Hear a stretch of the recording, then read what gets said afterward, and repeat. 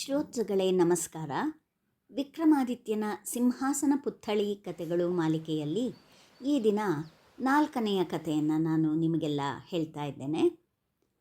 ಭೋಜರಾಜನಿಗೆ ಅಂದು ರಾತ್ರಿಯೆಲ್ಲ ನಿದ್ರೆ ಹತ್ತಲಿಲ್ಲ. ಬೆಳಗಾದ ತಕ್ಷಣವೇ ಶುಚಿರ್ಭೂತನಾಗಿ ಸಿಂಹಾಸನದ ಬಳಿಗೆ ನಡೀತಾನೆ. ಸಿಂಹಾಸನದ ಮೆಟ್ಟಿಲುಗಳನ್ನು ಏರ್ತಾ ಇದ್ದ ಹಾಗೇ ಆ ಸಿಂಹಾಸನದಲ್ಲಿದ್ದ ಸಣ್ಣ ಪ್ರತಿಮೆಗಳಲ್ಲಿ 4ನೆಯದು ಈಚೆ ಬಂದು, ಭೋಜರಾಜ ನಿಲ್ಲು, ನಾನು ವಿಕ್ರಮಾದಿತ್ಯನ ಇನ್ನೊಂದು ಕಥೆಯನ್ನು ಹೇಳ್ತೇನೆ.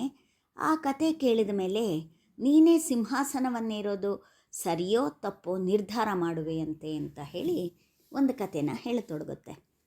ಒಂದೂರಲ್ಲಿ ಒಬ್ಬ ಬ್ರಾಹ್ಮಣ ಇರ್ತಾನೆ. ಅವನಿಗೆ ತುಂಬ ವಯಸ್ಸಾಗಿರುತ್ತೆ. ಒಂದು ದಿನ ಆತ ವಿಕ್ರಮಾದಿತ್ಯನ ಆಸ್ಥಾನಕ್ಕೆ ಬಂದು, ಮಹಾರಾಜ, ನಾನೊಂದು ಅದ್ಭುತವನ್ನು ಕಂಡು ಬಂದಿದ್ದೇನೆ, ಗಮನವಿಟ್ಟು ಕೇಳು. ನಿನ್ನ ರಾಜಧಾನಿಗೆ ಸ್ವಲ್ಪ ದೂರದಲ್ಲಿ ಒಂದು ಕಾಡು ಇದೆ. ಆ ಕಾಡಿನ ಮಧ್ಯದಲ್ಲಿ ಒಂದು ಕೊಳ ಇದೆ. ಕೊಳದ ಅಡಿಯಲ್ಲಿ ಒಂದು ಕಂಬ ಅಡಗಿ ನಿಂತಿದೆ. ಈ ಕಂಬ ಸಾಮಾನ್ಯವಾದದ್ದಲ್ಲ, ಮಾಯದ ಕಂಬ.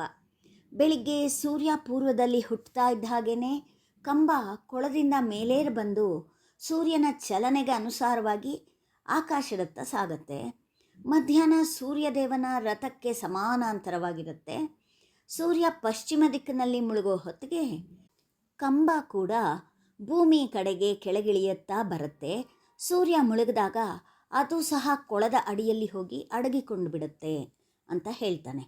ಬ್ರಾಹ್ಮಣನ ಮಾತು ಕೇಳಿ ವಿಕ್ರಮಾದಿತ್ಯನಿಗೆ ಆ ಅದ್ಭುತವನ್ನು ನೋಡೋವಂಥ ಕುತೂಹಲ ಉಂಟಾಗುತ್ತೆ.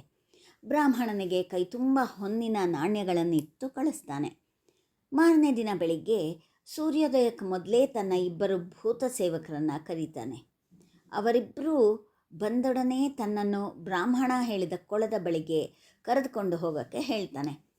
ಆ ಭೂತ ಬಂಟರು ವಿಕ್ರಮಾದಿತ್ಯನನ್ನು ಕೂಡಲೇ ಅಲ್ಲಿಗೆ ಕರ್ಕೊಂಡು ಹೋಗಿ ಬಿಡ್ತಾರೆ.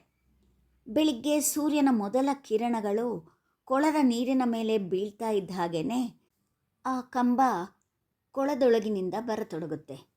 ಈ ಮಾಯಾ ಕಂಬ ಚಿನ್ನದಿಂದ ಮಾಡಲ್ಪಟ್ಟಿರುತ್ತೆ. ಆಗ ವಿಕ್ರಮಾದಿತ್ಯ ಕೊಳಕ್ಕೆ ನೆಗೆದು ಕಂಬವನ್ನು ಹತ್ತುತ್ತಾನೆ. ಸೂರ್ಯೋದಯವಾಗಿ ಸೂರ್ಯ ಪ್ರಕಾಶಿಸ್ತಾ ಇದ್ದ ಹಾಗೇ ವಿಕ್ರಮಾದಿತ್ಯನ ದೇಹ ಸೂರ್ಯನ ತಾಪನ ಕಿರಣಗಳಿಂದಾಗಿ ಸುಡೋಕ್ಕೆ ಪ್ರಾರಂಭ ಆಗುತ್ತೆ. ಮಧ್ಯಾಹ್ನ ಕಂಬ ಸೂರ್ಯನ ಸಪ್ತಾಶ್ವಗಳ ರಥಕ್ಕೆ ಸಮಾನಾಂತರವಾದಾಗ ಸೂರ್ಯನ ಅತ್ಯುಷ್ಣಕ್ಕೆ ವಿಕ್ರಮಾದಿತ್ಯನ ದೇಹ ಸುಟ್ಟು ಹೋಗಿ ಬೂದಿಯಾಗ್ಬಿಡುತ್ತೆ. ಸಪ್ತಾಶ್ವಗಳ ರಥದ ಸಾರಥಿ ವಿಕ್ರಮಾದಿತ್ಯನ ದೇಹ ಸುಡ್ತಾ ಇದ್ದದನ್ನು ನೋಡಿ ರಥವನ್ನು ನಿಲ್ಲಿಸ್ತಾನೆ. ಸೂರ್ಯ ರಥದಿಂದ ಹೊರಗೆ ಇಣುಕಿ ನೋಡ್ತಾನೆ. ಸತ್ತ ದೇಹದ ಸನಿಹದಲ್ಲಿ ಸೂರ್ಯ ತಿನ್ನೋಕ್ಕಾಗಲಿ ಕುಡಿಯೋಕ್ಕಾಗಲಿ ಇಚ್ಛೆ ಮಾಡಲಿಲ್ಲ. ಕೂಡಲೇ ಸ್ಪರ್ಶಶಿಲೆಯ ಕೆಲವು ತೊಟ್ಟುಗಳನ್ನು ರಾಜ ವಿಕ್ರಮಾದಿತ್ಯನ ದೇಹದ ಬೂದಿಯ ಮೇಲೆ ಚಿಮುಕಿಸ್ತಾನೆ. ರಾಜ ವಿಕ್ರಮಾದಿತ್ಯನಿಗೆ ಜೀವ ಬರುತ್ತೆ. ಥಟ್ಟನೆ ಕಣ್ಣು ಬಿಟ್ಟು ಕೈ ಜೋಡಿಸಿ ಸೂರ್ಯನಾರಾಯಣನಿಗೆ ನಮಸ್ಕಾರ ಮಾಡ್ತಾನೆ. ವಿಕ್ರಮಾದಿತ್ಯನ ಧೈರ್ಯ ಸಾಹಸಗಳನ್ನು ಕಂಡು ಬೆರಗಾಗಿ ಹೋದ ಸೂರ್ಯ ತನ್ನ ಕರ್ಣಕುಂಡಲಗಳನ್ನು ರಾಜನಿಗೆ ಕಾಣಿಕೆಯಾಗಿ ನೀಡಿ, ಇವು ನಿನ್ನನ್ನು ಜೀವನದ ಎಲ್ಲ ಕಷ್ಟಕಾಲಗಳಲ್ಲಿ ರಕ್ಷಣೆ ಮಾಡುತ್ತವೆ ಅಂತ ಹೇಳಿ ಆಶೀರ್ವಾದ ಮಾಡ್ತಾನೆ. ಸಂಜೆ ಆಗ್ತಿದ್ದ ಹಾಗೇ ಸೂರ್ಯ ಮುಳುಗ್ತಾ ಇದ್ದ ಹಾಗೆ ಕಂಬವು ಕೊಳದೊಳಗೆ ಇಳಿಯತೊಡಗುತ್ತೆ. ಆಗ ವಿಕ್ರಮಾದಿತ್ಯ ಕೊಳಕ್ಕೆ ಜಿಗಿದು ಈಜಿಕೊಂಡು ದಡ ಸೇರ್ತಾನೆ. ರಾಜನ 2 ಸೇವಕರು ಅವನನ್ನು ಉಜ್ಜಯಿನಿಗೆ ಕರ್ಕೊಂಬರ್ತಾರೆ. ವಿಕ್ರಮಾದಿತ್ಯನು ಸೂರ್ಯನ ಕರ್ಣಕುಂಡಲಗಳನ್ನು ತನ್ನ ಕಿವಿಗೆ ಹಾಕ್ಕೊಳ್ತಾನೆ. ಒಂದು ದಿನ ವಿಕ್ರಮಾದಿತ್ಯನ ಆಸ್ಥಾನಕ್ಕೆ ಬಂದ ಒಬ್ಬ ಮುನಿಪುಂಗವ ರಾಜನ ಕಿವಿಯಲ್ಲಿ ಇದ್ದಂತಹ ಕರ್ಣಕುಂಡಲಗಳನ್ನು ಅಪೇಕ್ಷಿಸ್ತಾನೆ. ಆ ಅಮೂಲ್ಯ ಕರ್ಣಕುಂಡಲಗಳನ್ನು ವಿಕ್ರಮಾದಿತ್ಯ ಸ್ವಲ್ಪವೂ ಹಿಂದೆ ಮುಂದೆ ನೋಡದೆ ಆ ಮುನಿಶ್ರೇಷ್ಠನಿಗೆ ಕಾಣಿಕೆಯಾಗಿ ಕೊಟ್ಟುಬಿಡ್ತಾನೆ. ಕತೆ ಹೇಳಿದಂಥ 4ನೇ ಪ್ರತಿಮೆ ಭೋಜರಾಜನನ್ನು ಕುರಿತು, ರಾಜ, ಈಗ ಹೇಳು, ನೀನು ವಿಕ್ರಮಾದಿತ್ಯ ರಾಜನಷ್ಟು ಸಾಹಸಿನೇ ಉದಾರಿಯೇ? ಹೇಳು. ಈ 2 ಆಗಿದ್ದರೆ ನನ್ನದೇನೂ ಆಕ್ಷೇಪಣೆ ಇಲ್ಲ. ನೀನು ಸಿಂಹಾಸನವನ್ನು ಏರಿ ಆಸನವನ್ನು ಅಲಂಕರಿಸಬಹುದು ಅಂತ ಹೇಳಿ ತನ್ನ ಸ್ಥಾನದಲ್ಲಿ ಹೋಗಿ ನಿಂತ್ಕೊಳ್ಳುತ್ತೆ.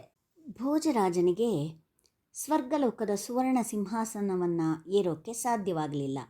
ನಿರಾಶನಾಗಿ ತನ್ನ ಮಲಗೋ ಕೋಣೆಗೆ ಹೋಗಿ ಚಿಂತೆ ಮಾಡ್ತಾ ಆ ರಾತ್ರಿನ ಕಳೀತಾನೆ. ಕೇಳುಗ್ರೆ, ಇದು ಸಿಂಹಾಸನ ಪುತ್ಥಳಿ ಹೇಳಿದ 4ನೇ ಕಥೆಯಾಗಿತ್ತು. ಮತ್ತೆ ಮುಂದಿನ ಕಥೆಯೊಂದಿಗೆ ನಾನು ಮುಂದಿನ ಸಂಚಿಕೆಯಲ್ಲಿ ನಿಮ್ಮನ್ನೆಲ್ಲ ಭೇಟಿ ಮಾಡ್ತೇನೆ. ನಮಸ್ಕಾರ.